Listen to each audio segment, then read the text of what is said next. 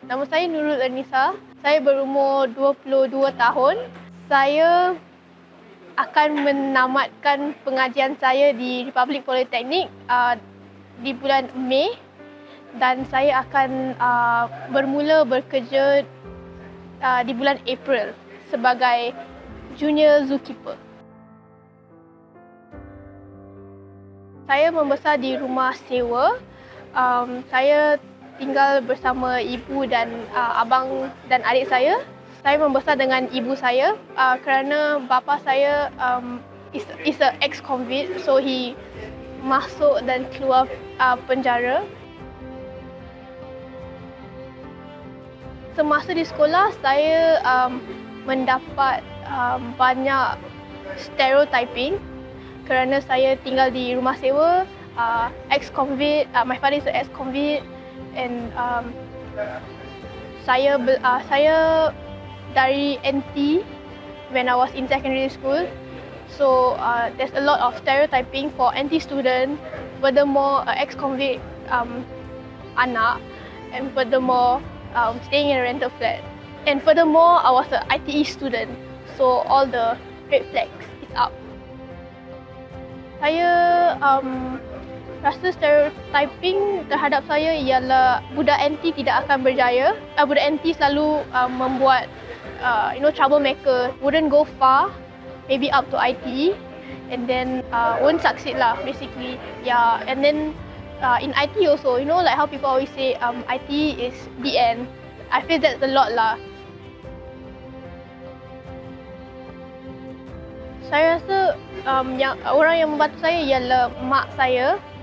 My mother is one of my pillar of strength.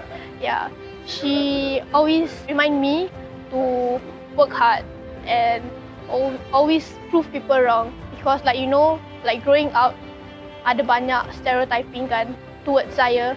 So she always tell me lah to prove them wrong, because she always believe in me. Other than my mom, will be people around me, like my friend. I don't have a lot of friends, but the friend that I have, they are very understanding of my situation. Yeah, I have only a few friends, less than 10. I can count with my fingers. I would say my adik.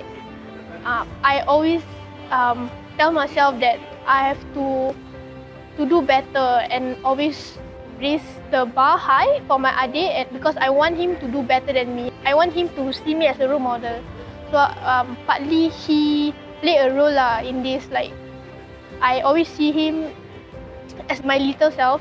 So I work hard to make sure that he see me as a role model and he want to achieve more than what I achieve. Yeah, and another will be my ustad. He always remind me about life, and he always give me life lesson, life reminder. He always remind me do your best and Allah will do the rest. So I always take that as my motto. Just keep doing your best, because you will never know what will happen along the way. Things can change. Yeah, so just keep doing your best. Perseverance to me is always doing my best even though you are not sure of the outcome. If you do your best, you know the best outcome will come. The time that I have to persevere will be during my poly days, because my education journey start from NT to NITEC, and then I skip higher NITEC, I go to poly straight. So when I go to poly, my first year, I face challenges such as like chemistry module, biology module, math module, which I never take in secondary school, because in NT stream you only learn like basic math, basic science, so everything is new to me, and it was very hard for me to cope with the subject. Yeah, and even my classmate that is from O level couldn't cope with the module, and some of them even drop out. So I tell myself that I have to pull through. I cannot remod. I cannot afford to remod, because even my school is sponsored. So if I remod, I have to pay myself. That's one. So I cannot afford to remod, so I have to just pull through. Even though every day after chemistry class, I would like cry at home, and yeah, even though I have to start from zero, even though dekat sekolah you already learn like advanced math, advanced bio, advanced chem. At the same time, I also need to learn my basic on my own. So that is very challenging lah to me. My plan after I graduate will be to further my studies in uni. I know I couldn't afford at first place. I couldn't afford the fee to go uni, especially to where I applied. I applied to university in Australia because Singapore doesn't offer animal science course, which what I'm interested in. So I applied to 2 universities and I got the offer, but I couldn't afford. But I did not reject the offer. I just deferred the offer because, you know, like I said, just keep doing your best and you never know what's the outcome. So I just keep doing my best. You never know along the road, something might pop up, you know. So just hope something will pop out. Yeah, and I hope to further my studies lah, if possible. I hope to upgrade my family living, and I hope to give my mother a more comfortable life, a life that she deserves lah. She's been working since I'm young. She's been working like double job, morning and night. So now that I'm an adult, going to be an adult soon, I hope to give back to her. They say satu mak boleh jaga 10 anak, tapi tak tentu satu anak boleh jaga satu mak. Yes. So I hope to be that one child that will jaga my mother. Pada tahun yang lalu kita tidak dapat bersambut Hari Raya dengan sekeluarga. So tahun ini kami dapat berasa vibe Hari Raya untuk tahun ini. Rasa sangat sedih sebab ibu tak ada dengan kita. Rasanya sangat different. Apa-apa kita buat, beli baju raya, dia tak ada. So it feels like it's not complete. The family is not complete. I never get raya with ibu and doesn't feel the same.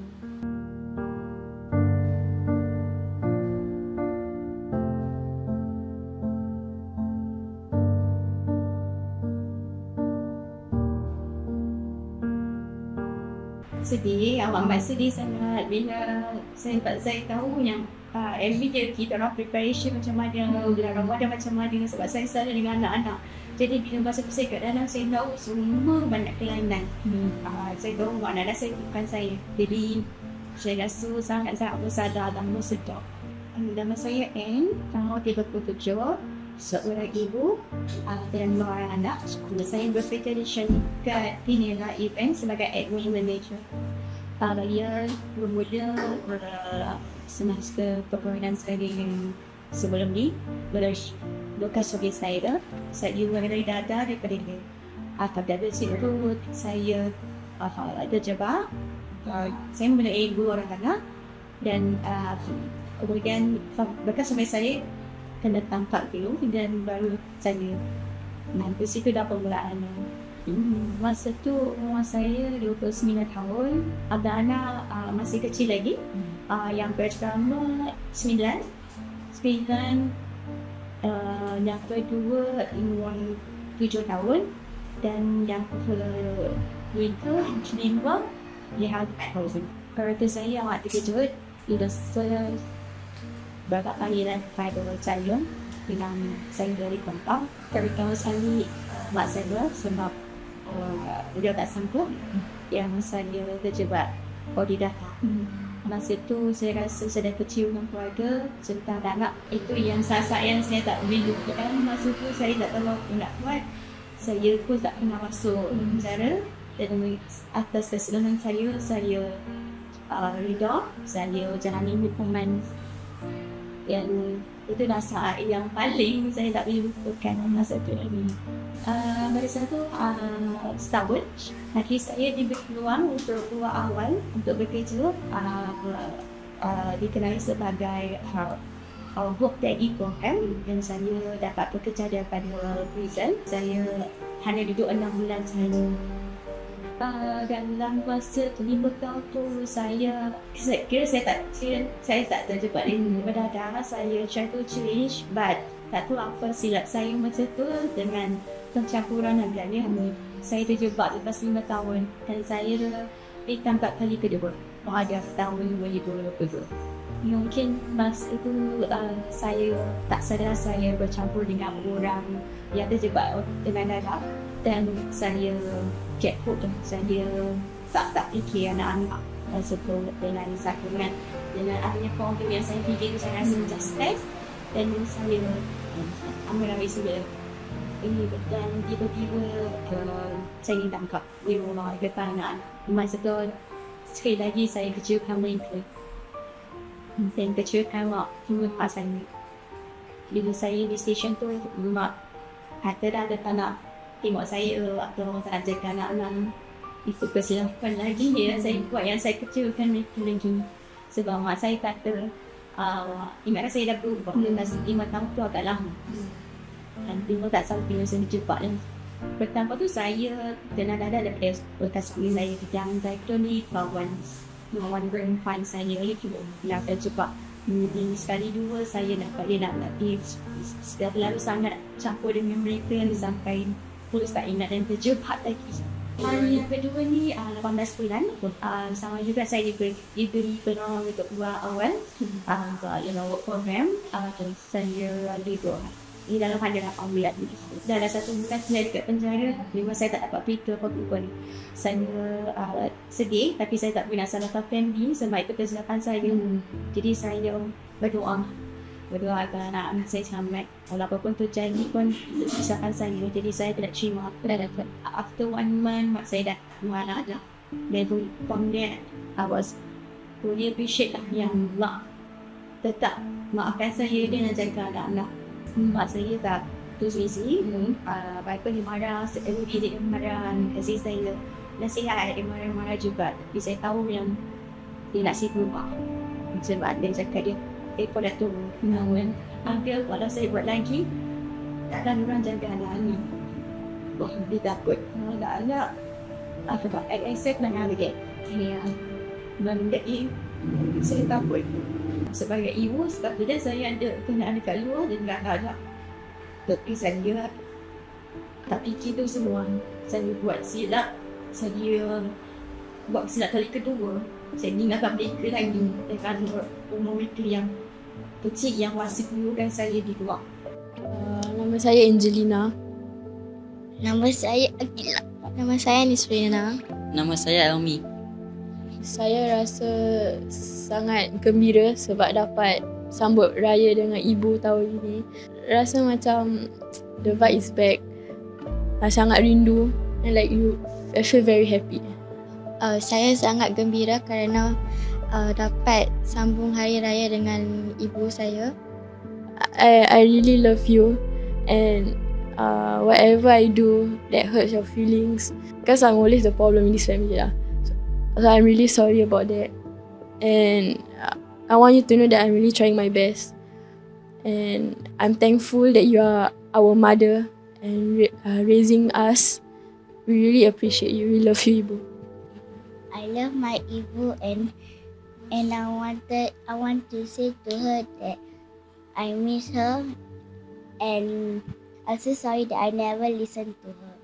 I just want to tell her that I'm very thankful for her for buying me the things I want and taking care of me. And I want her to know that when we all grow up, kita takkan lupakan dia and take care of her. Untuk saya, ibu, Amy minta maaf kalau Amy ada buat benda salah atau benda bukan-bukan lah.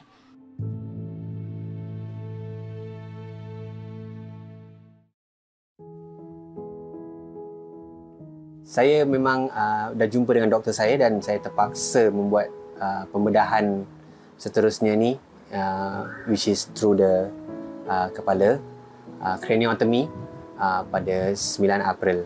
Dan sehari sebelum Hari Raya lah. Saya kalau boleh saya nak pilih date yang lain, tapi memang availability doktor tu pada hari yang tanggal 9 tu.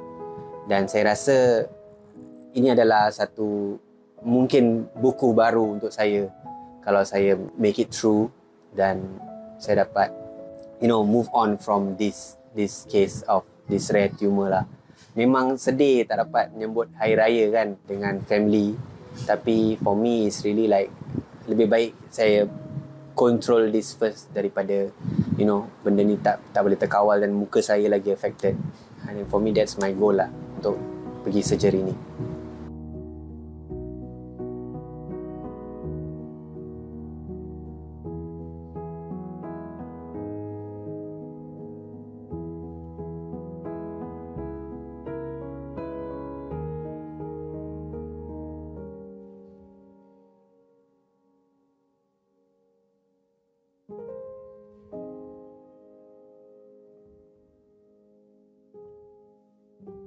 Pada awalnya saya tahun 2003 saya dapat simptom yang mata saya tak boleh bergerak sebelah kiri. Dia macam the stick tu ni aja. Dan pada mulanya saya rasa macam okay lah, maybe just sakit mata ke apa. Tapi saya tergerak hati pergi ke hospital lah bang. Dan after that, bila masuk ke hospital tu, they send me to a CT scan. Dan that was the first time diorang sadar there was something growing dekat saya punya brain area. There was a doctor yang datang, yang approach saya dan dia cakap saya ada this rare brain tumor. Dan dia nak follow up dengan saya lah. So, daripada 2003 tu saya follow up dengan dia multiple times. Then dia pun ada bolak-balik pergi Amerika untuk study my case because of the rareness of this tumor lah. Then bila dia datang balik tu, berapa bulan mata saya dah boleh gerak balik. Then saya pun rasa macam maybe tak ada apa-apa lah. Maybe it's just something yang terlanggar urat ke apa. Dah follow up sikit-sikit, after that saya just leave. Saya tak follow up dengan dia. Until 2019, akhir-akhir 2019, the same symptom datang balik. Then tapi ni kali simptom dia lebih parah pasal saya ada rasa macam ada orang macam cakar muka saya kat sebelah kiri. It feels like an electricnya rasa lah. Dan saya pergi ke hospital dan saya tanya diorang what's the problem. Dan diorang pun ingatkan mula-mula just stroke. You know, it was like macam tangan tak boleh gerak sebelah kiri ke apa kan. Diorang dah buat test pun diorang rasa tak ada apa-apa. Then I declared myself lah. I cakap mungkin it's my tumor lah. Pasal I had the same symptom tahun 2003.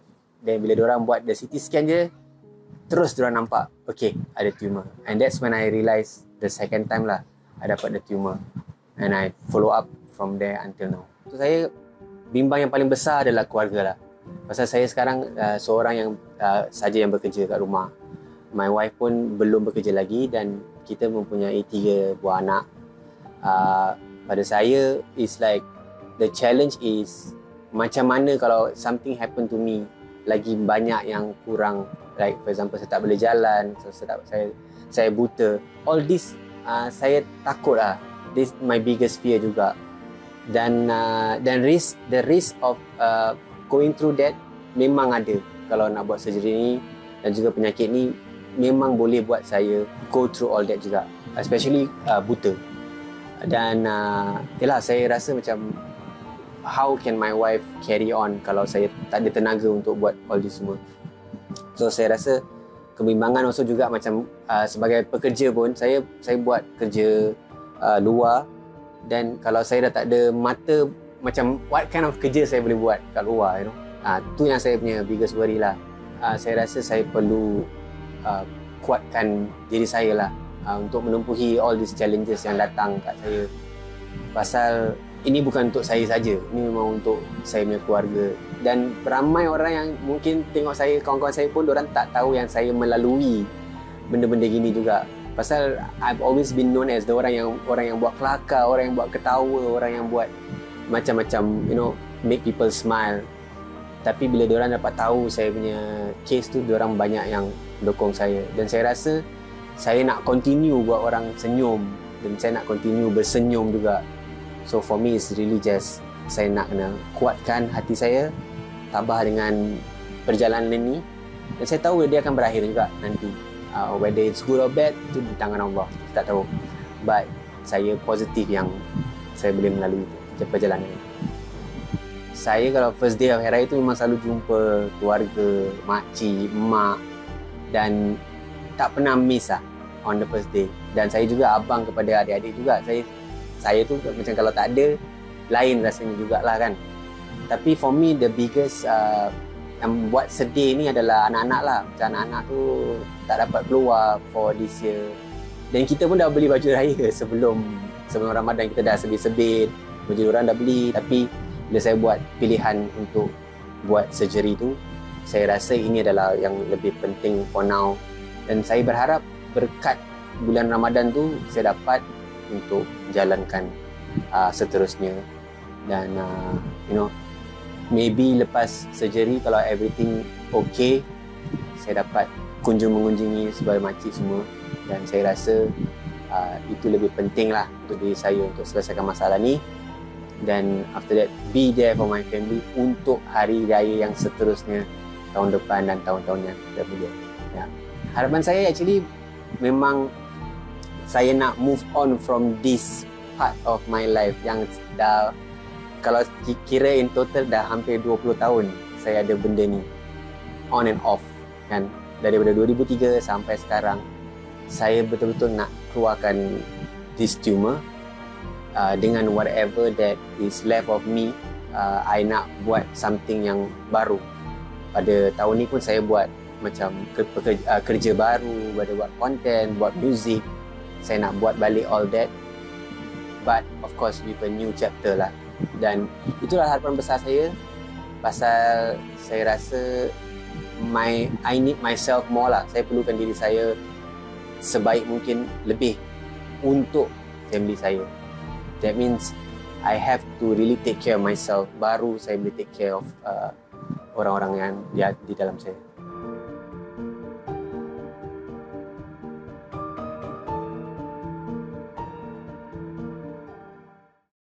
Okay, nama penuh Muhammad Azim bin Abdul Aziz. Umur saya 42. So basically sebelum kita dapat rumah ni the third try actually. Okay, 15 tahun lepas kahwin, first try dekat Punggol, tapi itu kita apply 3 bilik. Then along the way tu memang dah dapat queue number. Sekali along the way, dalam pro history pula dapat tahu ada nombor 3. Ada nombor 3, kita fikir ini kalau pasal yang first tu is twins perempuan. Dan yang ini kalau nombor 3 lelaki, jadi kita fikir long run. So we cancel. Kita sendiri cancel, jadi yang 1,000 tu burn yang kita bayar untuk ni kan, burn. Lepas tu 2015 kita try lagi sekali, our second try dekat Punggol juga. This time we try for 4 room, then queue number dia Masya Allah jauh sangat. So jauh sangat, then tak dapat. Then this house we apply 2017. Lepas tu kalau tak, actually dapat 2022. But then COVID, jadi diorang extend for 9 months. So kita dapat kunci was 8 hari bulan 9 2023. Then dah dapat kunci tu kan, memang tak terkata lah. Dia punya happy tu kan. Dah 15 tahun punya kahwin, anak pun dah 4, baru dapat rumah kan. Kita punya bukan Azim punya hasil seorang lah, ini suami isteri punya hasil lah. And of course rezeki daripada Yang Maha Esa lah. Dia punya kebahagiaan tu kan macam lain. You know, the 15 tahun punya perjalanan kita hasil kan, macam-macam pasang surut. Akhirnya kita dapat juga rumah sendiri lah. Pasal kita tinggal rumah sewa pun dalam 10 tahun. 5 tahun tinggal dengan mak mentua, 10 tahun tinggal rumah sewa. So kita husband and wife hasil, and most of the credits of course goes to my wife lah. Okay, first and foremost alhamdulillah syukur. Secondly all goes to my wife. Dia lah, it's like my backbone, you know. Bila rasa macam stress ke, tak boleh make it ke, my wife yang selalu push. Jangan dengar cakap orang, buat bodoh aja, just do what you do, teruskan, okay, sampai kita dapat ini rumah lah. Kebanyakan kalau dah berumah tangga tu mesti nak ada rumah sendiri kan. Kebanyakan nak ada zuriat, yang ada lesen nak ada transport. So 15 tahun punya hasil tu, tapi bila orang semua ingat is macam Azim punya hasil sendiri, tapi actually it's not. Jadi 15 tahun tu macam-macam lah. Motor accident 2 kali, along the way pun ada depression juga. So if not for my wife punya support, my pillar of strength kan, memang tak dapat lah rumah ni. It takes me around nearly 2 years to recover lah. Tapi bila dengar orang takkan suspect. Pasal bila dengar orang semua I'm like normal. Tapi dia kalau attack yang voices ni is bila tengah sorang-sorang, malam kan semua dah tidur, nanti dia macam suara dia macam datang macam apa ni, alamak kau end kau punya life sudah lah, kau semayang pun tak guna, berkecamuk kira kan mindset. Tapi alhamdulillah syukur lah I go through the 2 years slowly. That was 2011 ke 12 around there. Anak masih 2 lagi, baru yang kembar 2 tu. And at that point of time I working alone lah. Azim seorang je kerja, gaji pun baru 1,200 je kan. So senang cakap financial wise lah, dia tak expect pun actually yang post tu nak pergi viral kan. Sama kalau boleh bukan apalah kalau macam cerita Azim ni dapat memberi macam kata-kata semangat ke for others. And paling important of course lah is kerja full time yang ada CPF. Itu paling mustahak sekali. Pasal masa Azim dulu sebelum kahwin, banyak orang nasihat. Ramai orang nasihat, Azim kerja tu biar ada CPF, nanti bila dah kahwin kau susah. So jawapan Azim pada orang is nanti dah kahwin boleh berbual lah kan. So memang totally zero bila kahwin tu CPF, and isteri punya CPF pun tak berapa banyak. So that is where macam padan lah muka aku kan. Daripada dulu orang nasihat.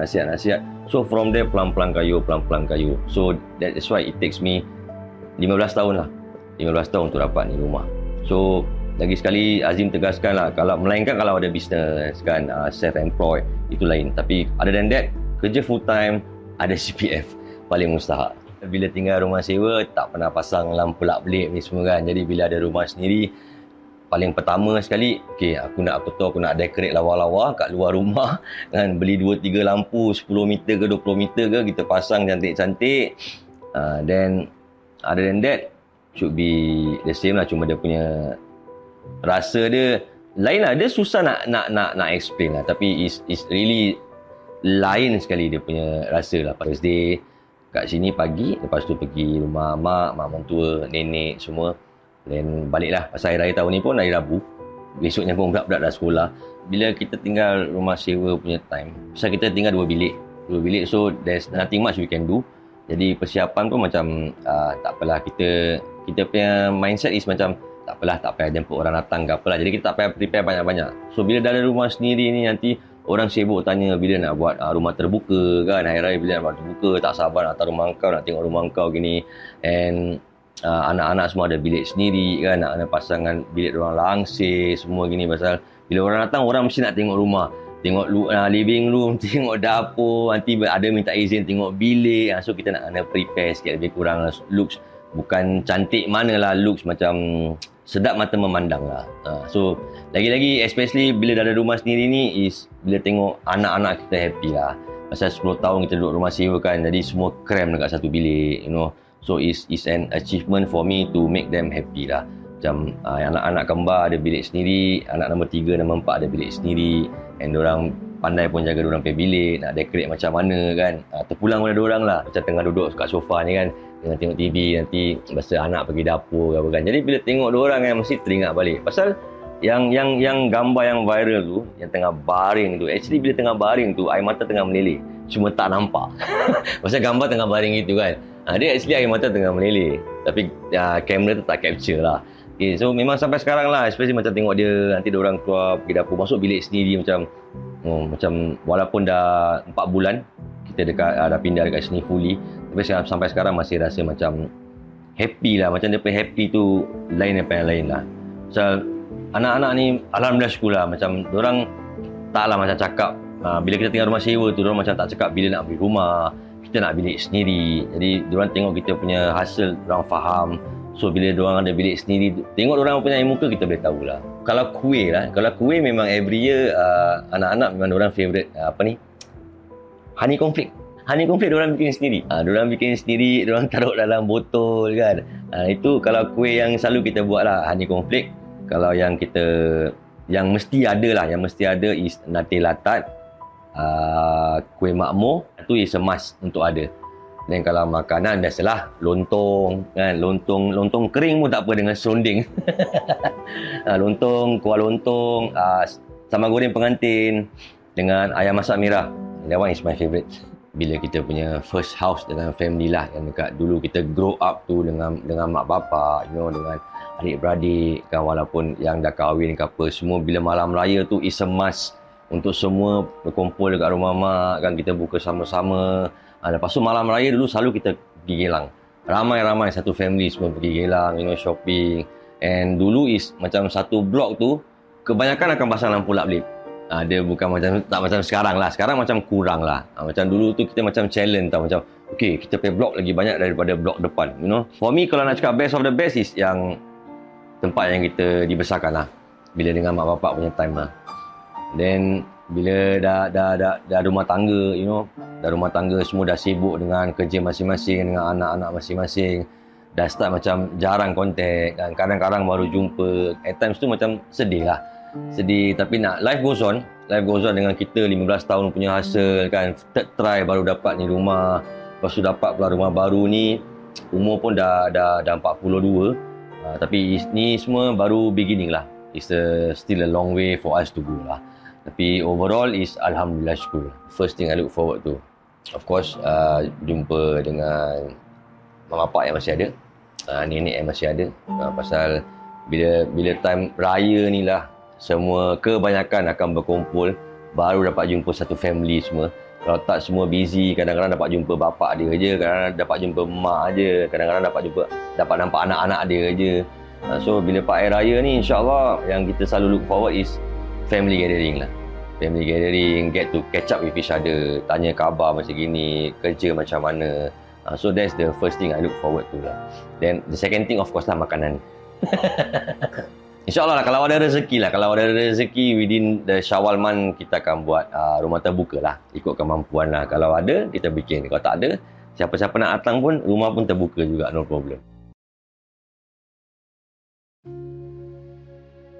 Nama saya Muzaffar Shah bin Jumangin, umur saya 26 tahun.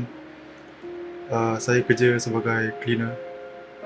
Nama saya Izwan Shah bin Jumangin, berumur 28 tahun. Saya bekerja sebagai bersih juga. Dari awal tu, selepas bapak saya meninggal di rumah Petirut. Lepas tu, dan saya dengan adik saya dihantar ke dekat rumah nenek saya, which is my father's side. So my grandma has been taking care of us sejak umur Primary 1 sampai Primary 5. So after Primary 5 tu, Primary 6 saya pergi ke Darwissan. Primary 6 sampai Set 4. Dan pada Set 4 dan baru discharge. Saya rasa sedih. Dah lama tak jumpa mak. Rasa sedih juga. Tapi ada yang lebih teruk dari kita lah, yang masuk without both their parents. Tapi alhamdulillah daripada sana kita ada belajar Islamic knowledge, macam baca Quran, baca Qira'ah. Kalau without Darwissan, kita tak baca Quran, tak tahu solat pun. Thanks to pihak Darwissan lah. I mean, sebab saya dulu kan, saya dari kecil saya spend time dengan berbesar dengan nenek saya kan. So I tak rasa much of the relationship sangat kan. Sebab saya still sayang mak saya. Saya mak saya, mak saya jaga saya since kecil lah. Ya, abang saya dengan nenek saya. Afterwards kita reunite, abang saya dengan saya. Sebab mak saya tak ada jaga kita dua. So selepas tu kita masuk Darwissan. Dia mak saya, dia yang keluarkan saya di dunia ni. Yang pintu syurga dia tapak kaki mak kan. Walaupun saya besar dari rumah nenek saya, so saya ada bonding dengan nenek saya lebih, tapi saya tetap sayang mak saya lah.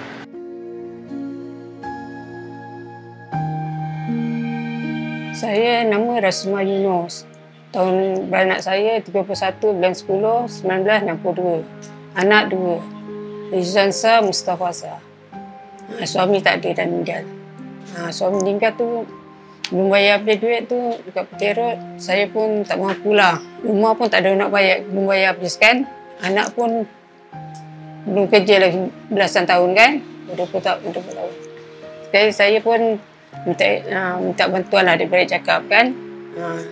Yang anak saya masuk Darwissan, saya dekat Jamiah Home. Masa tu saya ingat nak dua anak beranak dan minta rumah kan kat Petirut kan. Saya terpaksa lah. Adik-beradik semua saya cakap, jangan unding lah. Saya terus serang lah. Kalau saya tinggal macam ni, anak pun belum kerja kan. Saya tak pernah kerja, first time tak pernah kerja. Saya tak pernah kerja.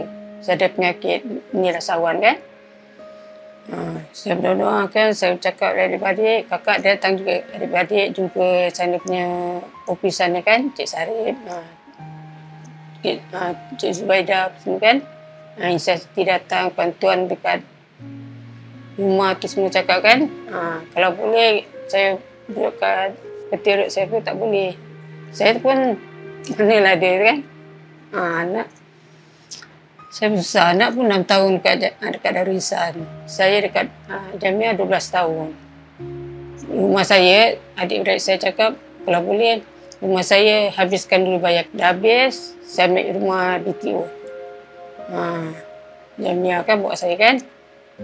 Saya cakap, bolehlah rumah saya 2 bilik 1 orang. Saya ambil BTO ni 1 bilik tak apalah. Itulah saya sedih juga. Saya pun tak sangka anak saya pun dah keluar pun. Dia duduk dekat mana saya tak tahu kan.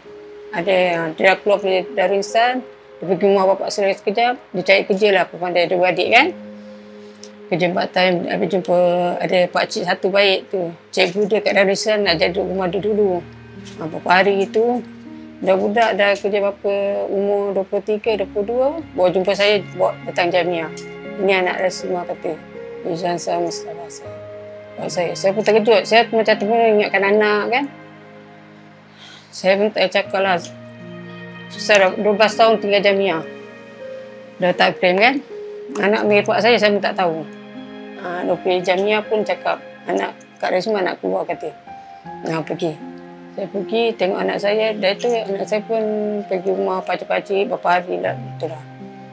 Saya pun tak tahu dia lepak mana kan. Di rumah kawan tu saya tak tahu. Dia pandai lah jaga, ada uncle jalan kuku kan. Cakap. Dia cakap, anak budak-budak kalau kau nak tumpah sini, dia ada rumah satu kata dia. Kasih duit sikit lah. Budak-budak ni kerja lah.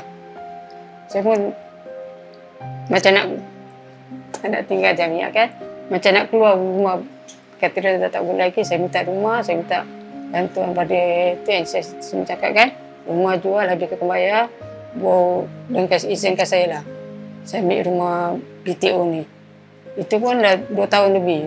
Tunggu kan. Dia kena COVID. Tidak saya dah keluar. Tahu PMP cakap sikit. Tidak saya pun dah keluar juga pada Jamia kan. Habis rumah pun dah bayar habis. Itulah saya boleh. Dia izinkan. Saya fikir. Itulah sampai dekat officer cakap kan. Sesuai worker cakap kan. Saya makan ubat apa semua kan. Dia tegur-tegur saya juga. Saya kena habis 9 subuh pagi kan. Dah 1 bilik 14 orang kan. Tak kisahlah. Masing-masing sendiri kan. Saya ada boleh cakap, bukan saya sombong. Cakap-cakap sikit banyak sudahlah. Tingkat 3 tingkat kan Jamia kan. Dah tak claim kan. Saya duduk kat tangga ujung je. Ingat anak saya datang. Anak saya datang tunggu. Okay, kata dia tak ada belum. Anak datang. Kan saya sedih gitu. Maida semua cakap kan Rasmah jangan nangis. Zibot pun cakap jangan fikir. Fikir nanti tak bagus kata. Nanti Rasmah punya penyakit jatuh. Sakit balik. Itulah saya bisa macam tak ada cakap lagi lah. Saya pun sedih je lah. Menangis sedih je lah. Ingat anak. Macam mana kat mana kan. Dia kasih tahu anak saya kat sini. Dia datang pun saya suka betul. Dia kasih tahu kan. Adik-beradik pun kasih tahu. Dia cakap, Kak nanti Rizal dengan Mustafa datang tengok ibu kata. Saya pun sukalah. Suka ni kalau budak-budak mana selalu datang kan. Nak cakap nak izin dulu dekat Jamia kan. Nak datang lah. InsyaAllah lah saya cakap dengan budak-budak jaga baik diri kan.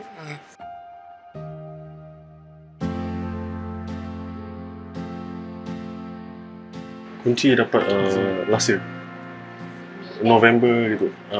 2 months itu baru kita dapat kunci dan baru kita dapat pindah sini lah. Mak ikut sekali tapi mak still in home leave nya probation. Last month nanti February.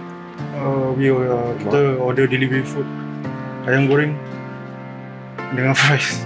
Sama tahu habis saya kadang masak mak saya kadang. Saya pandai masak dengan mak. Masak sama. Rasa komplit lah dengan mak saya kat sini. Saya rasa gembira lah. Rasa rumah semua diorang dah terus renovate semua makin bersih, makin lawa. Dan ibu pun nampak bahagia sekarang. Dia happy for her. Thanks to semua pihak, Jamia, MOH, MOF, Darwinson, thanks to them. Tabarakallah. Kita rasa macam betul-betul satu family. Dah lama yang mak berpisah. So this is a special event. Beraya dengan mak saya. Berjalan-jalan dengan sepupu-sepupu mak saya. Bring ke jalan-jalan. Maksudnya kan kat Jamia kan dia tak apa-apa freedom sangat. So I can bring ke anywhere, rumah cousin ke, rumah saudara ke. Macam mana dia ubah hubungan? Semakin rapat, semakin sayang, dan kita spend time together. Dan saya try to accept yang mak saya tu mak saya. Yang pasal saya soalnya letak nenek saya first. Pasal dia kan membesarkan saya dari kecil. So saya spend time, show love more to her. Semakin rapat, kita terima itu kasih sayang, and we receive the motherly figure. Macam gembira sekali. Suka sekali, macam semangat gitulah. Macam tak ada ingat apa lagi. Anak budak pupuk saya gini kan, anak pun suka ibu dah suka, alhamdulillah. Dah suka, dah ingat apa lagi, dah bersyukur kepada Allah. Susah senang semua Allah berikan kan. Ustaz semua cakap itu. Alhamdulillah lah.